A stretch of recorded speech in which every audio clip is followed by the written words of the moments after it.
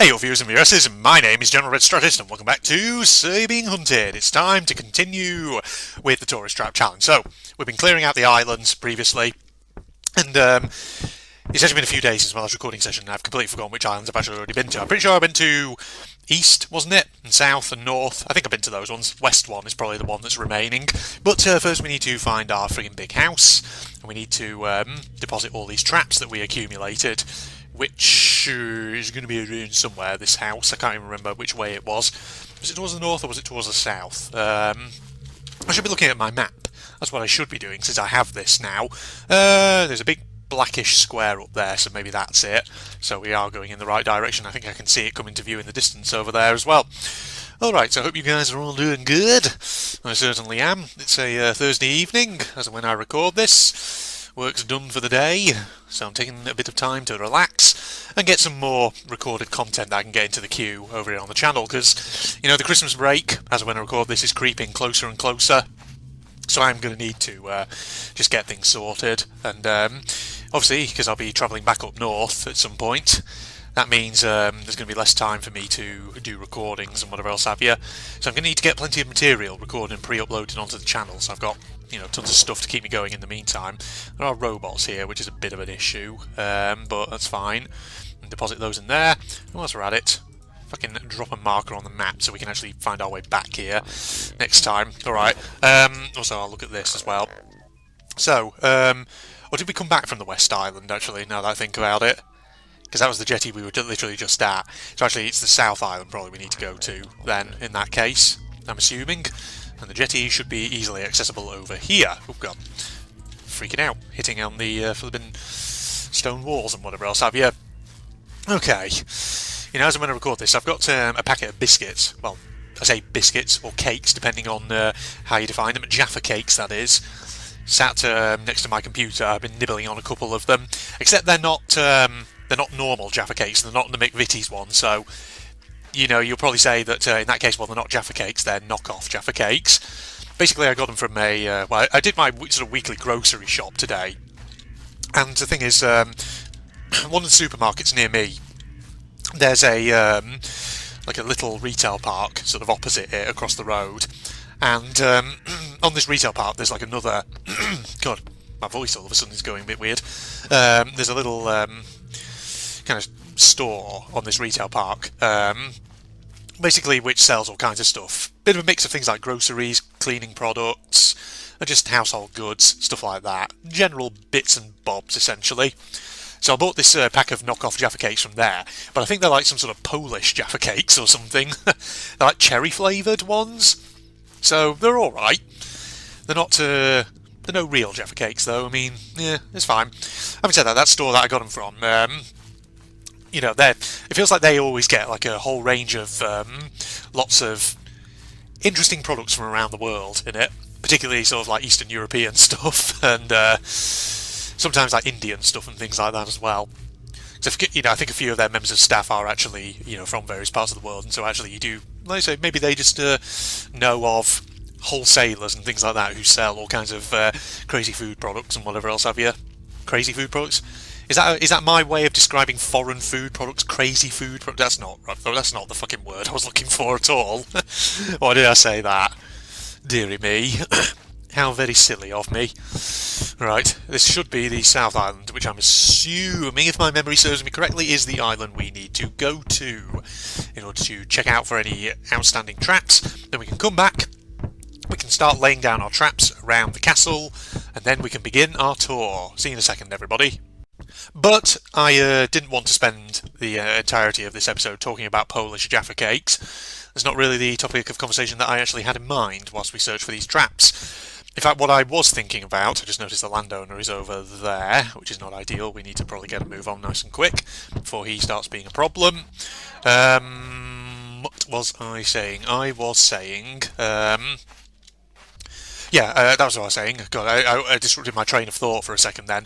What I was saying was, I was watching, as usual, some videos on YouTube fairly recently, and I was actually re-watching a video that I've actually mentioned before. Do you remember my So Being Hunted episode that was entitled, I think it was Why Magazine Why, where I talked about Kadikarus, or Kadikarus, however you want to pronounce his channel. I'm pretty sure it's Kadikarus. The guy who, does all kinds of gaming-related videos, and he did one that I was talking about in that episode where he was looking at old 2000s-era PS1 magazines and how sleazy they sometimes got at a certain point. And, he also did another video about Lego games. He's done videos on things like knockoff Crash Bandicoot games, other sort of gaming franchises like Rayman, things like that. And, loads and loads of others. Spyro, whatever else. Classics, from the 2000s and late 90s and that kind of era. But I was rewatching actually the Lego games video recently. And on top of that, I actually had a video recommended to me as well, which I did check out. Something like 10 controversial or banned Lego sets. Something along those lines, that's what it was. And that was also quite interesting to watch. And it just got me sort of in a mood, in another sort of childhood nostalgia kind of mood, thinking back to all the Lego sets that I remember from my childhood. Because the thing is, I was very much a 90s kid. In fact, me and Phil were both 90s kids. And, the 90s, I always sort of remember fondly as being a very interesting time in the in Lego toys, that is. Because the thing is, ever since like the sort of mid-2000s, I feel like Lego is one of those, I don't know, as a kind of a brand, it's often just gone to sort of like piggybacking on things like movies and stuff like that. But the 90s was a great kind of period in the sense that there was a lot of kind of like original sets and things like that, which was always fascinating to look at. And I was sort of checking online recently. The sites out there like Bricklink and stuff like that, where you can basically buy, or like at least browse, old Lego sets that are not in kind of circulation anymore, which is fascinating to behold. Right, just get rid of him. There we go.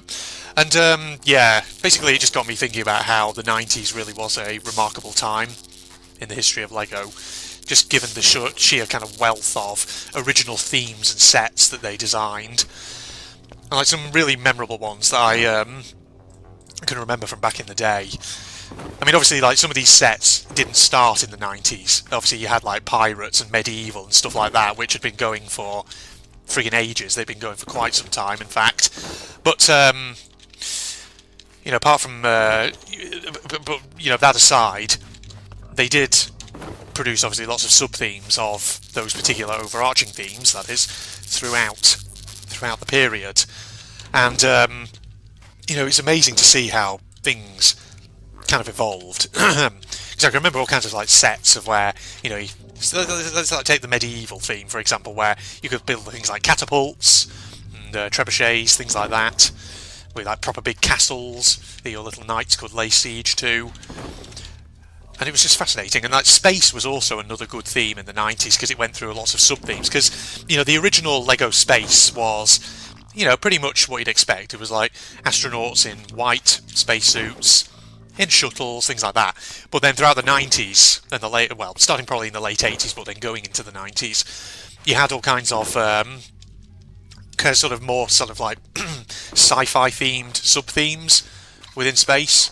And the 90s had some really, really standout crazy ones that were just really interesting for the general ideas that they presented, things like that. Because I remember, you had things like Explorians, Unitron, stuff like that.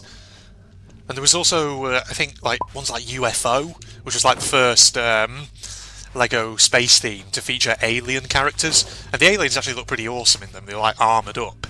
They're actually kind of cool to look at, the minifigures, that is. And then like after that you had the Insectoids, which was another sort of alien-themed one, which, as the name says, was all like themed after arthropods, essentially, which is pretty awesome. And again, just there were some really awesome and interesting weird designs that really stood out. And it's a shame, of course, that a lot of these kind of sub-themes only lasted for like a year or a couple of years before eventually they were discontinued and a new theme was thought up. But yeah, like there's sites out there like Bricklink, like I say, where you can technically buy and trade old Lego sets. Of course, they're not cheap though, because obviously the fact that they're not being circulated or in production anymore means that basically all the sets out there in the world from these old themes, effectively they're now, effectively they've become limited, essentially. So, yeah, like you have to look to see if it's available in your country. Is there someone who's willing to ship to the UK or wherever you're living? How much do they charge? Things like this, and yeah, there's just a lot of things a lot of considerations that go into it.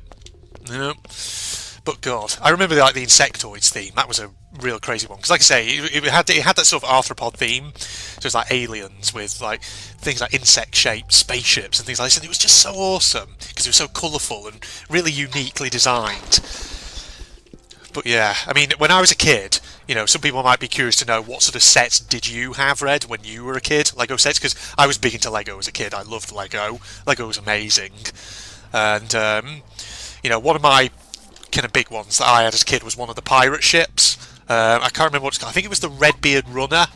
It was the pirate ship that it was designed so there was like a little switch on it that you could pull. It makes one of the masts of the ship tumble over. Some of you might know which one I'm referring to there. I'm pretty sure that was called a Redbeard Runner, that one. And yeah, I remember that being a good ship. But if you look at like the Pirates theme throughout the 90s, the Pirates theme had some really incredible stuff to it. Also, does anyone notice how the water effect here seems to be a bit weird? It's like it's sort of partially flooded here, but where I'm standing it's actually dry. It's like driving the water back. I have become Moses, ladies and gentlemen. Who would have thought it? Oh, right, there we go. See, look, now it looks like it's all flooded with water back over there, which is a bit weird. Oh, I don't want to be here. Friggin' water beast could crop up and get me. But yes, if you look back at the Pirates themes throughout the 90s, like, they had so many ship sets. So there's like the Redbeard Runner. I think there was one, it was like the Skull's Eye Schooner, which was like a sort of one with black sails. It was like slightly bigger than the Redbeard Runner, I think. There's like Caribbean Clipper, all kinds of ones, and it was just great. And then like you had like Pirate Island ones, Skull Island, I think there was like Forbidden Island one that was called that. And there was another Pirates themed one which I also had, which was a pretty big one, which was Enchanted Island, which was the one which was actually themed around sort of like Caribbean islanders with a couple of like pirates in it, and that was a good one as well. Real fascinating set, real fun. Right, let's get these two. Got him. There we go. But yes, so I had Redbeard Runner, I had Enchanted Island. I think I had... Oh god, who's there? There you are. Get out of here. No, stop it.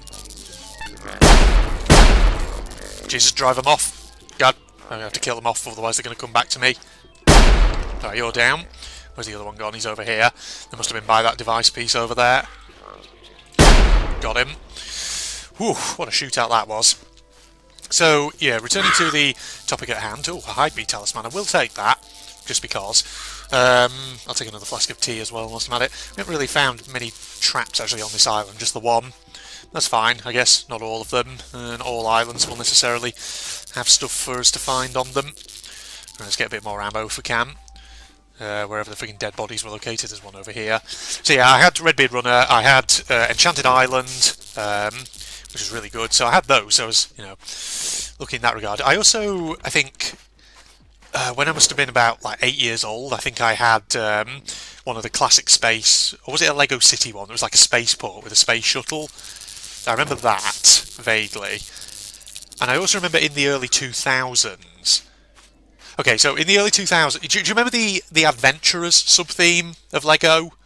The Adventurers theme was like, it was like Indiana Jones before Lego actually did an Indiana Jones line in the sort of mid to late 2000s. But basically it was characters like Johnny Thunder and all those. Some of you might remember them. And, back in the 90s, you'd already had like a couple of sub-themes for them. So you'd had like like an Egyptian adventure, where it was the adventurers exploring an ancient Egyptian tomb. And then they had a sub-theme which was like an Amazon adventure, where they find like a temple in the Amazon rainforest. Of course, like Johnny Thunder has his adversaries, Sam Sinister, or whatever he was called.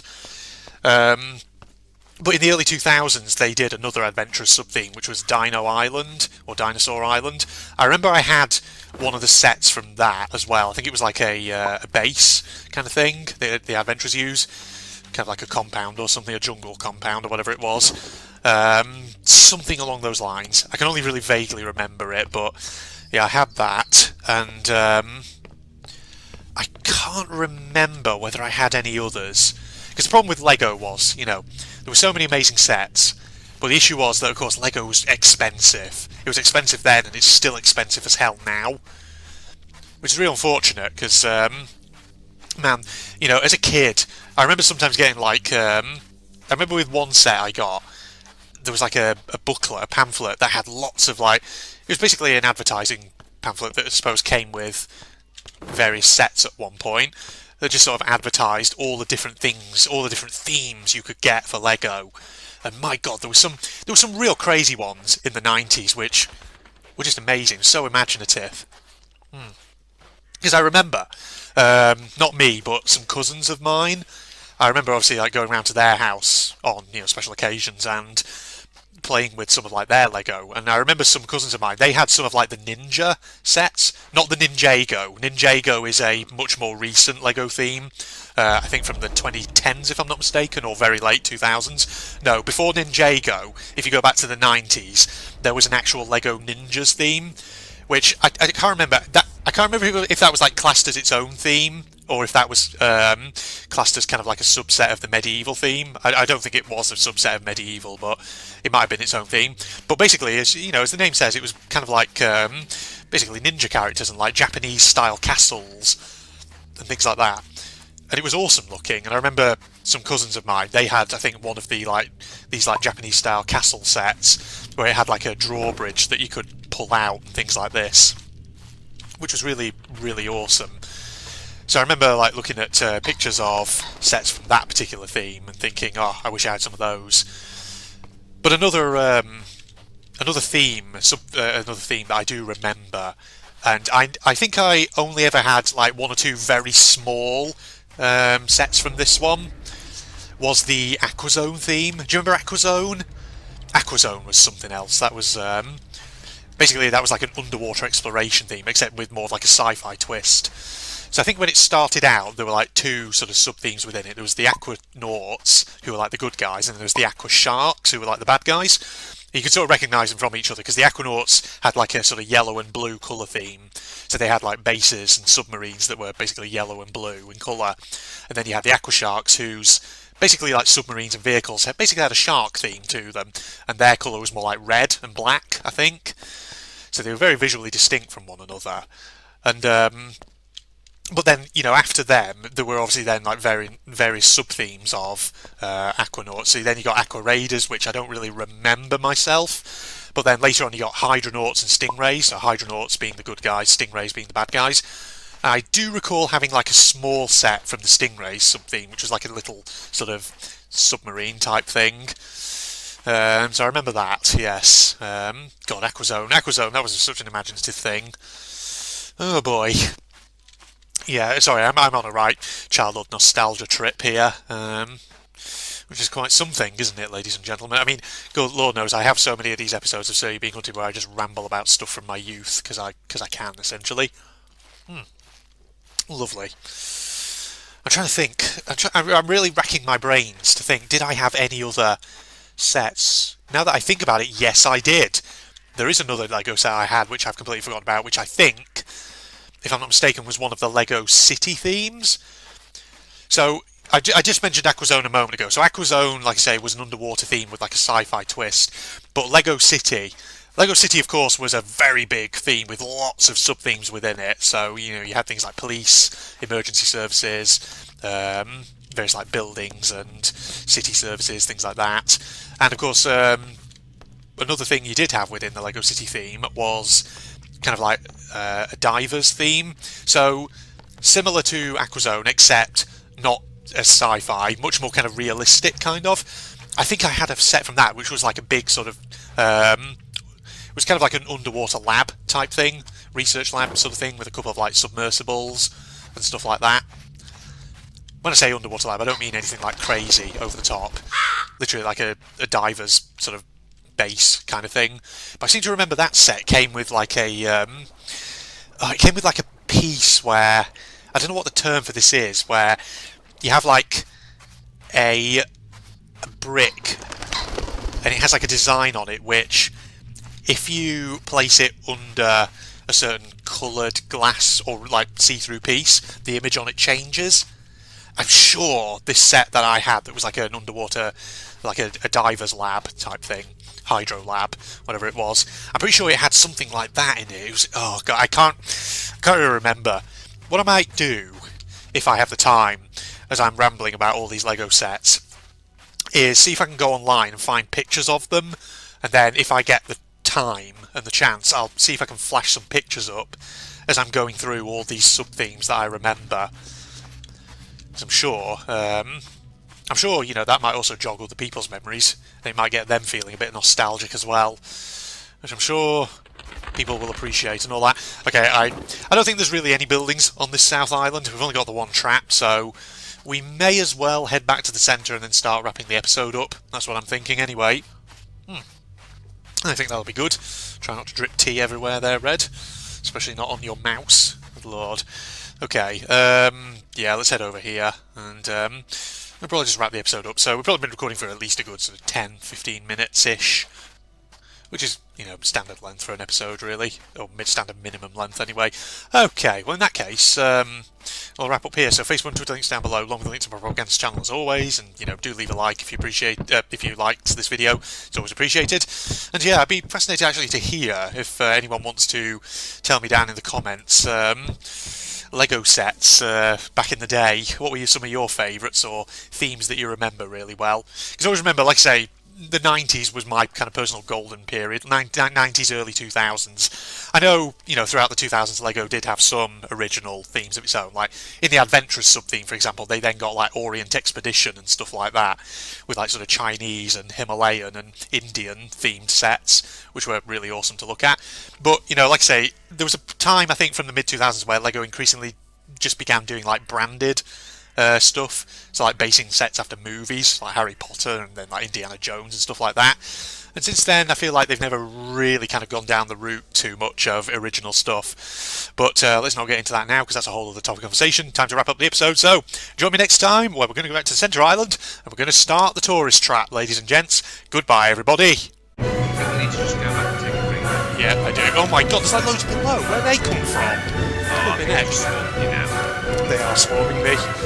Alright, at least recharging the health. Oh shit. Oh, what the? Oh, I've got no ammo in that thing. Come on. Oh god, the friggin' ammo.